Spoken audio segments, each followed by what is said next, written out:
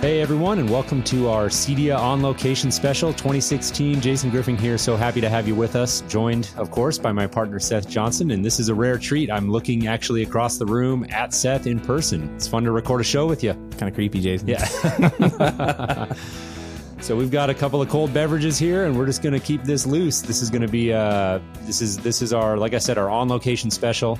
We're here in Dallas recording this in a hotel room, and it's been a busy show. Seth, give me your general thoughts so far. Like, what do you think, just in general, about the show? Well, I've had this conversation with a number of people. I think I've had with you like the first night. Like, it's not a very it wasn't a show stopping. Yeah, it was definitely one of those like there's a clear progression of what people are trying to do with their products, and we're seeing it play out in a number of different places, and we talked about a lot of what those were last week. But a good show overall. Like, there's definitely some interesting like little project parts out there. I saw one guy way over in the corner, and he's like doing some really specialized things with like CAD drawings. He's like putting these blocks in a database for you. So whenever you make a block for a piece of equipment, it always gets stored in a database, and you can reuse it. And like, interesting. It's awesome. Like, yeah, we're still having that kind of like software type things done. That's been one of the things I've seen so much of this year is like, it really is a year. We talked about it coming into the show, using the term RSM, remote systems management, to describe companies like IHG and Krika. But what I'm realizing is that the 9 other ones we saw. Yeah, there's a ton of them. But what I've realized now since I got here is like, I think we were right about that. But I think I almost want to take it one step further and say that this is like the year of like the software company, like the services company. Like, there's a lot of companies here that are just showing like software solutions and services targeted at the home technology professional. Like Portal, formerly Supply Stream, comes to mind. They've got a huge booth. They've been very busy. I've seen a lot of people coming in and out of there. And so, yeah, that's the one that does like your proposal data, like gets your pictures and everything lined up. So Portal they do have a proposal tool, my understanding, and I have yet to really stop by and do a deep dive. So we should mention we're recording this right now on Friday night. So we got one more day to be out there on the floor, and one more party, one more day. And I do intend to go stop by Portal. It seems to be an interesting concept, but the main idea behind Portal is really, I think it's more of like a streamlining your purchasing. So they've got a lot of vendor relationships where they kind of giving you the single portal. That's the whole thing. And they recently rebranded. So they were Supply Stream up until just about a couple of weeks ago. They still have the same orange pants. So you see their booth. The orange pants really work, though. Yeah. You can't miss them. You can't forget them. Right. So anyways, yeah, that's been my general impression as well. I feel like, last night in particular, I had a few people asking me, what do you think of the show? What have you seen so far that you think is like the number one thing? I mean, this is a common question. It's just, this is the kind of small talk and chit chat that you have with friends around CEDIA. And I haven't had a good answer. Like, I haven't felt like I have seen that one thing that was like the showstopper. Like last year, to me, it was like the Savant remote. That was like, whether you felt really good about Savant's choice there or you were really questioning it, whatever it was, people were talking about it. It was kind of the center of attention. And I don't think this show has had that. I think if I had to pick one thing personally that I've seen, it's at the higher end, and it's JBL synthesis. So we do JBL synthesis in like a lot of our high end theaters, and they have an in-wall compression driver speaker that I don't want to get too geeky and spend a bunch of time talking about that technology, but compression drivers are very specialized, very high performance, really tight dispersion, great speakers, generally speaking, for a theater environment. It's pretty much JBL uses on all of their drivers, right? So traditionally what's been different is that compression drivers are require a lot of depth.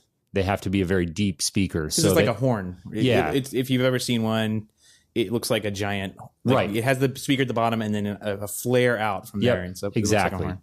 And so what JBL's done that's different, they've got, I think they said 4 patents on it, is like they're the first and the only company right now to have an in-wall compression driver. So it fits inside of a standard stud bay, and a really impressive sounding speaker, and very much at the high end of the market. Not a product that, you're going to see a lot of interest from at the low end. They're, I think, about $3,000 a piece for the speaker, and that doesn't include, of course, any amplification that you need to drive that and the processors and whatnot.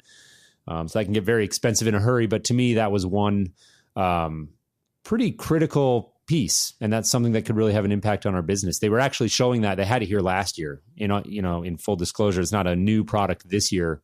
But they're at that point now, I think, where they're starting to ship it or very close. And so to me, that was kind of the one thing I've seen so far that I felt like this could be a game changer. It's great for like the 1% of the population. For my business. Yeah. But for my business, that's a big deal. We do high end stuff. Yeah. And so to be able to offer, that's a pretty big deal. Yeah. I'm going to have to agree. There's not like one thing that stands out. There's a bunch of small things that are just like incremental steps along the way. And, Control4 had a pretty good keynote. From what I heard, and I happened to jump on a plane at 5:00. The keynote was at 5:30. I got to 30,000 feet, whipped open the laptop, got on the United Wi-Fi, and they block YouTube, so I didn't get to see any of it. So I had to like sit there and listen to a live stream of it. Yeah, bummed out totally. But they had a decent amount of announcements, and it like. Any other year, I think these would have made a lot bigger headlines. So their keynote one, the one more thing, as people like to say, the one more thing was and I'm gonna lead with that because I think it's like the least interesting of them, and just because like there was so much hype around Amazon products, but it was their Amazon Alexa integration. Yeah, and that it's huge for Control4. They've done a really good job, from what I can tell. They have a system set up where you have to have Foresight, which is their online service. Yeah. You pay yearly for it, and you can remotely access your system.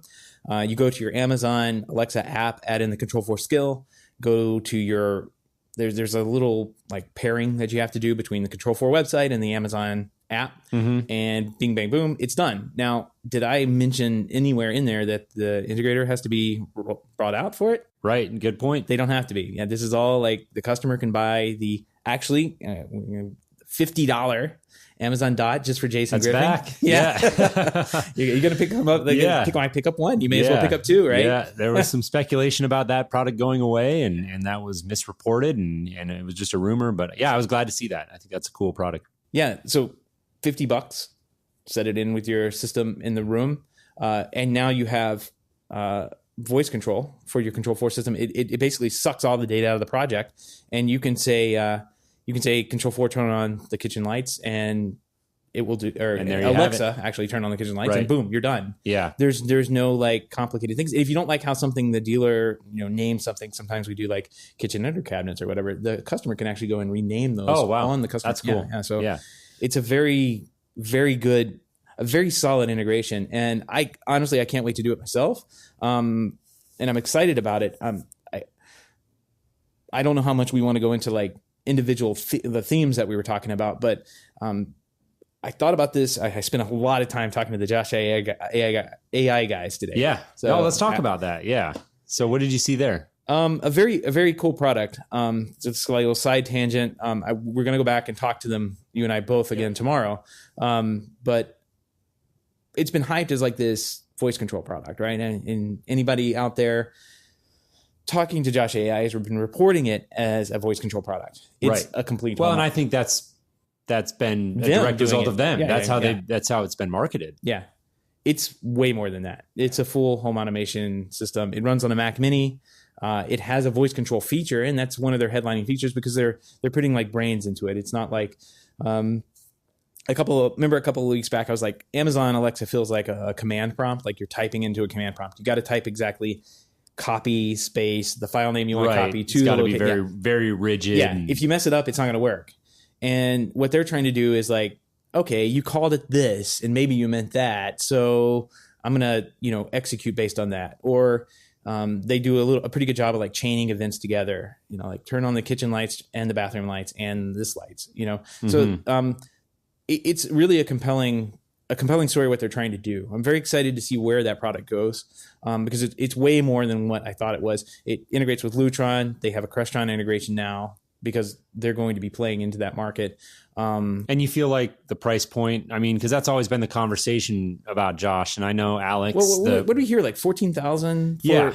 And we know Alex, the founder, is a fan of the show and a listener. And, hey, Alex. and we love that. And I think that, I think I've been pretty consistent in terms of saying that I think a voice control solution targeted at the CEDIA space is something that we need, right, and is something that could present some real value. I have had my questions about the price point, but you made an interesting comment to me on the shuttle ride back here to the hotel about the price point. Yeah, he the has feedback they were getting. So elaborate on that. He's gotten some feedback at the show that the price point's too low for some of the clients that product would work for. So like some of the dealers have come in, they're like, my client, I manage billionaires, and all my clients are billionaires. This product point, the price point of this product is too low for what it does.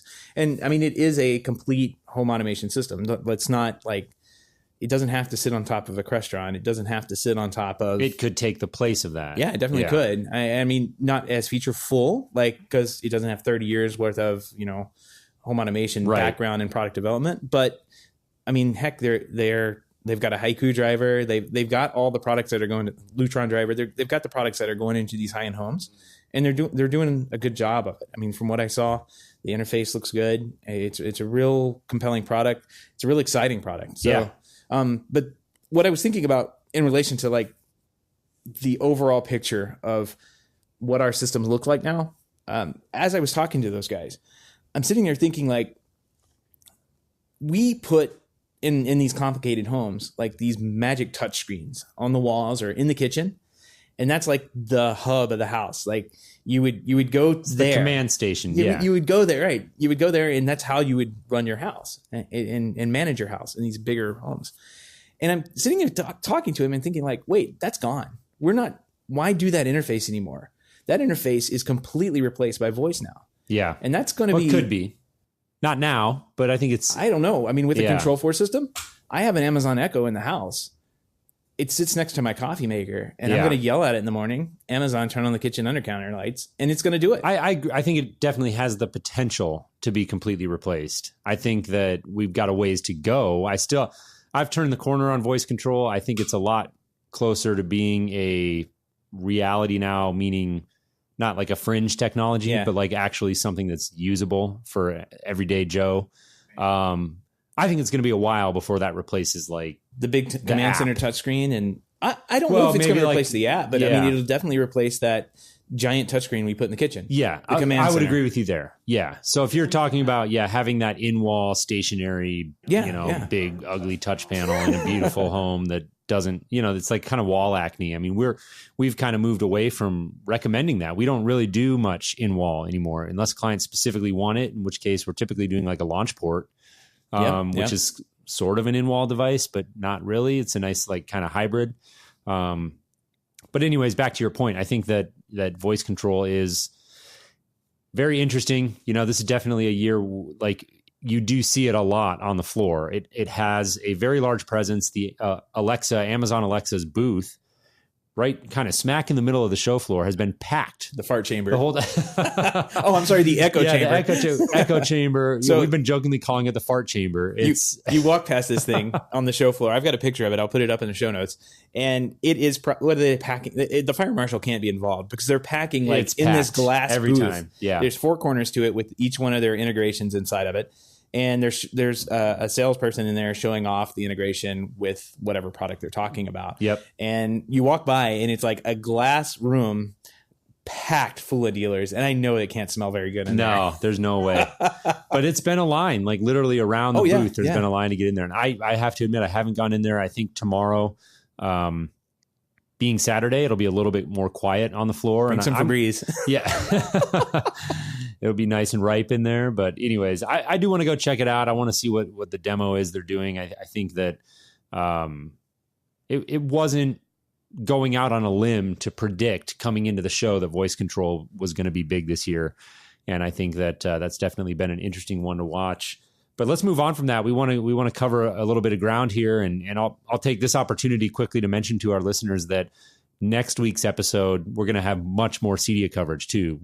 Seth and I have been, running around the show floor, and we've been gathering a lot of sound bites, doing quick interviews with people on the show floor, and we're really going to do a deep dive next week and get into super specifics about what a lot of people were showing. We wanted to take this opportunity right now to do an on-location special and just kind of give an update of what we're thinking on the show. And so, voice control is big, but speaking of, you mentioned Josh AI, they're back on Innovation Alley and I've spent a fair amount of time back there. I want to spend a little more time there tomorrow. But what do you think on Innovation Alley? I mean, what have you seen back there? Lots of cool stuff. Let me loop back real quick to that Control 4 thing, because we only hit the Amazon thing and then we went. Yeah. I said that's like their least interesting announcement. You did say that.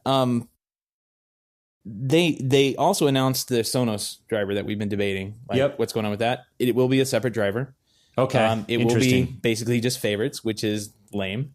And which is exactly what Savant is doing. Everyone's doing it because so I do think Savant had early access to the API. Remember we speculated on that? I don't know, but I don't know. Anyways, they may have had some kind of direction and talking with them about how to do it. But if you look at Sonos' competitors, Hios and Nuvo, they offer products very similar with the same setup that have direct integration with Control 4. They have full APIs, open APIs, and they have product that rack mounts that is multiple zones in a single gang rack. I mean, they do all the stuff that Sonos isn't doing today. And I'm really hoping that Sonos actually opens up and actually does a real API for everybody else, because the favorites thing is kind of lame. Honestly, it's lame. So yeah, it's limited. It's limited. But Sonos has said that this is just the beginning. I hope so. I really hope so. You know what's funny? I didn't even go to the Sonos booth 2 days in a row. Really? I stopped by there today. Didn't even want to walk by it. Yeah. So. I stopped by there today, and probably a good time to mention that they actually were not showing their Echo integration. So people might be wondering about that, because that was pretty big news.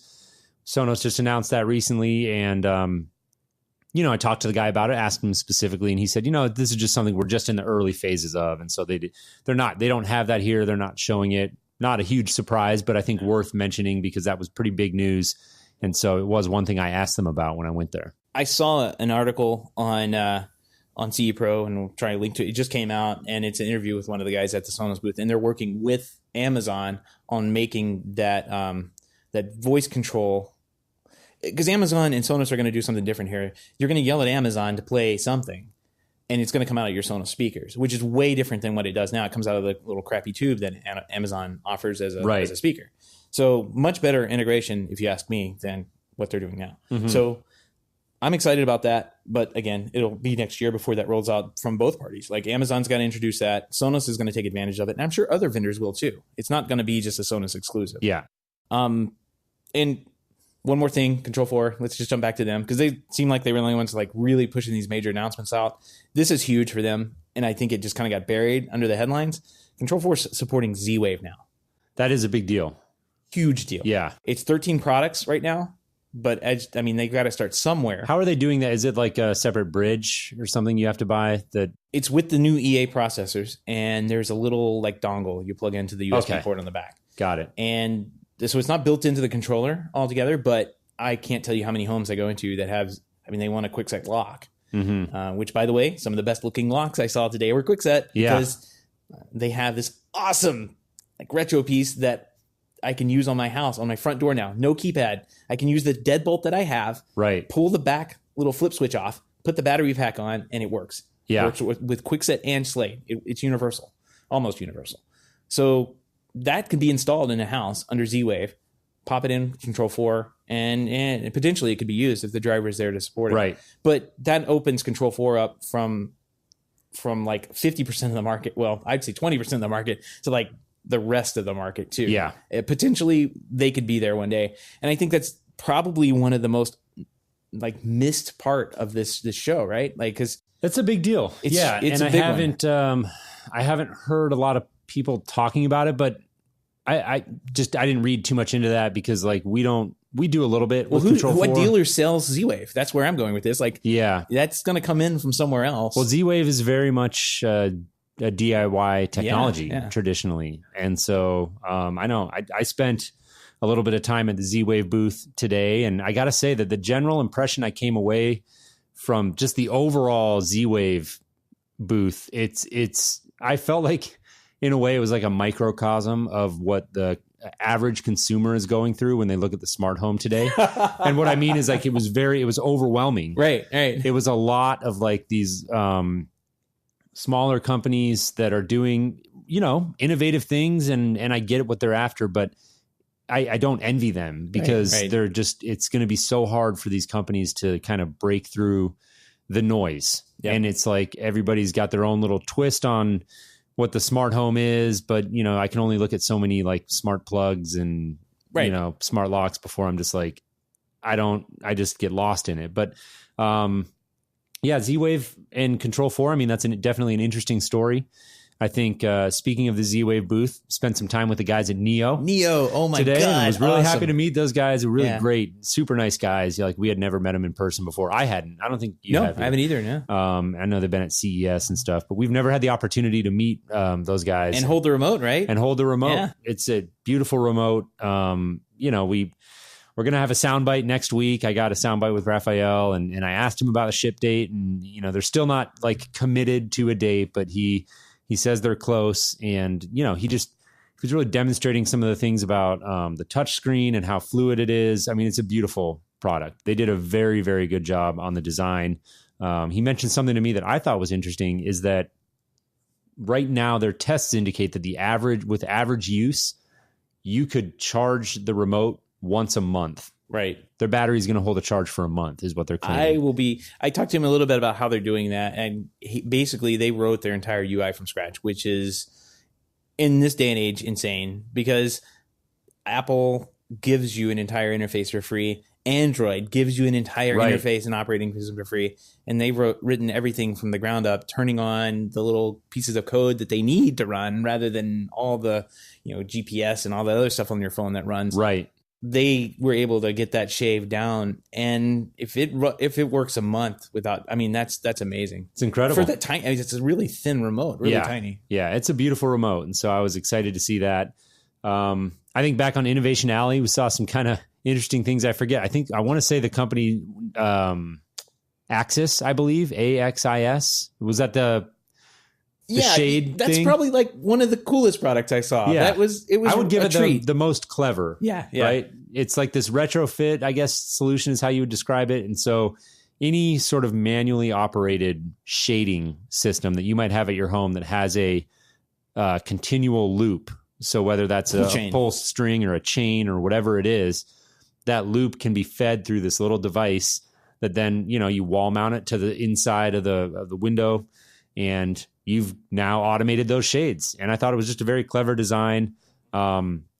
They did a good job. It's got a built-in battery and tactile control. And it's Jason. got physical control, which, you know me, I love that when she showed me that. And what I mean by that is you can actually walk up to the device and you can press on the bottom to close that shade, or you can press on the top to open it, or anywhere in between. Yeah, you can set it to certain levels. It's got a nice little like LED light in there that kind of tells you what level you're setting it to. Two different models. I want to say it was $199 for just the straight Bluetooth one, which would just be kind of a point-to-point connection from your phone. You could control it. They also have Z-Wave and Zigbee models. Nice. And they mentioned Control 4 specifically, an integration there. They mentioned smart things, and I think there was one more that I'm forgetting. Yeah, Bluetooth, Zigbee, Z-Wave. They were going for them all. And right now it's a phone app, I think. I mean, they've got some time. I think it's one of those we're shipping Q1 next year type things. But pretty clever product, though. Very cool. I think George, your boss, put it best. It's a better mousetrap. And it build a better mousetrap. Yeah, I told him I'm just selling manual shades from now on, and like I can automate these things for a few $100s more rather than paying for a $500 to $800 motor. So why bother with that? Yep. A couple other companies we saw back there. 7 Hugs has a remote. Awesome. They're here showing on the show. That thing looks awesome. Talk to Simon. Yep. Simon was great. August Pro was back there. So those are, a couple of companies I think that fall into that conversation we've been having about kind of meeting in the middle and what these companies are doing to embrace the integrator and the home technology professional and figure out how our established channel can really be a valuable asset to them and not just like a pipe to move more boxes. Right. Yeah, so that's been interesting. I talked to them a little bit. I've got to go back and try and get a soundbite from one of the guys there. But they basically admitted, like their product's a little tough to install for the average DIY person, not like somebody that's techie or wants to deal with screws and that kind of thing. And locks are frustrating to install. But they were finding that they still want some professional to put it in, so they're not messing anything up. And they teamed up. They're selling through ADI now, so they teamed up with ADI. Which, if you're a dealer, you know who that is. Yep. And they'll be selling the August Pro through that, and you can get in there, install it, set it up for your client. I think it's a great product and a great thing. One thing I saw back in Innovation Alley was a company called Parakeet. I saw that. Did you? For renters. It was like for an apartment solution. Well, it wasn't just for renter. Well, it was like for like vacation renters, and they had apartments. They were literature specific apartments, but they also could do like vacation rentals. Yep. So if you had a rental property, they have this complete system, and it's like really built around having multiple units and like door locks. Like they had water sensors. They had everything that you would imagine for a home automation system. And they also had what I thought was really funny, a party sensor. And it literally had like a little jumping up and down LED, depending on how loud it was. And it could That's funny. I didn't catch that. They could notify, like they have a real problem with rentals having parties and trashing the place. Yeah. And they just notify you like instantly. That is funny. Yeah. So that is funny. I thought it was pretty good. It would work well in the market that I'm in Sarasota. Yeah. Yeah, well, and speaking of these companies that are kind of the meeting in the middle idea that we've been talking about, one product, I have to say that without having direct experience with it and the ability to really kick the tires on it and gauge the reliability, one product I've seen this year that was very compelling to me is the Ring Elite. Oh my God, yes! Like this is a really, I think, a breakthrough product in the sense of, Ring has really been a consumer company, straight up focused on the consumer. And there's nothing wrong with that. Like we've talked about that. But, my qualm with them has always been, I really am not a huge fan of sticking what is essentially a video streaming device on the outside of a house, outside of a brick wall, and then asking it to do Wi-Fi video streaming, which is basically you're just asking for a service call. And so this new Ring Elite is a product that they've come out with that they're aiming at the integrator, and it's got PoE. It's got Ethernet on it, so I can run a data cable to it, power it over Ethernet, not rely on Wi-Fi. It's a flush mount, fits in a single gang box. I thought it looked great, and it's really something that I want to bring in-house and test, and I want it so badly to work because it's finally a product that I feel like if it works as promised, I could finally have that tool, that solution to offer to clients, because that's a request that we get a lot. Like, hey, I want a video doorbell. And I don't know where you've sat on this in the past, but video doorbells are like hot. I've had a good solution. I have not had a good solution. Yeah. Video doorbells are hot right now. I think Ring is the one that's pushing the industry forward. You can't watch a football game without seeing 2 Ring commercials, Mm-hmm. like they're all over the place doing marketing, getting the information out there. It's an easy install, but we do want more. And I mean, the going PoE, going with an IP or something that can't be retrofitted is a departure for their company. But I got to say, the build quality, I mean, you touch that thing, it's metal casing around it. I've got a picture of it. We'll put it on the website too. It's already up there on CEDIA Day 1, but we'll put it up in the show notes too.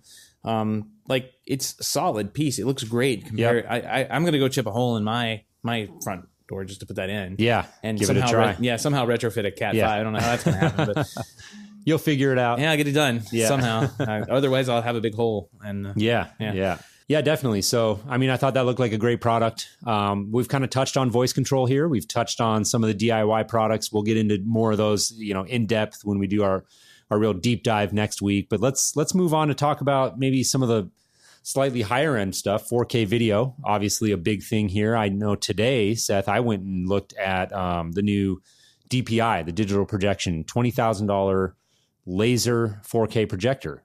And $20,000 sounds like a lot of money, but for a 4K laser projector, that's a pretty low price point. Yeah, I think the Sony is what, 60? Yeah.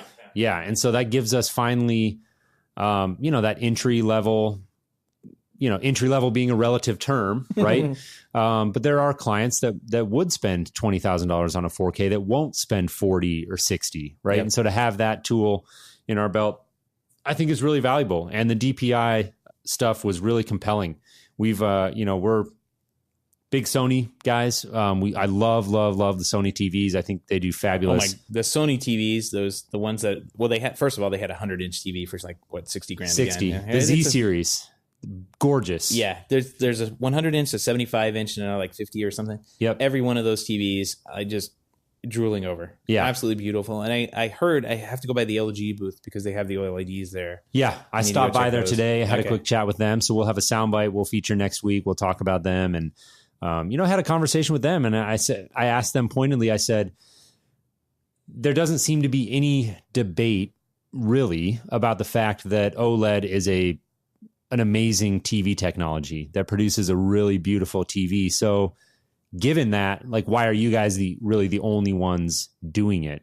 And he really just said it's come down to the fact that they just kind of were able to figure it out. And that manufacturing process is really difficult and very expensive. And then some of the things they figured out, they've been able to patent. And, who knows what kind of implications that's going to have for other companies. But in any event, LG is really the only company doing OLED. Right. I think there may be a couple Panasonic TVs, I feel like, or something. There's like one or two other companies I think that have done some things. I think Samsung tried and failed is what the guy was telling me at OLED or at LG.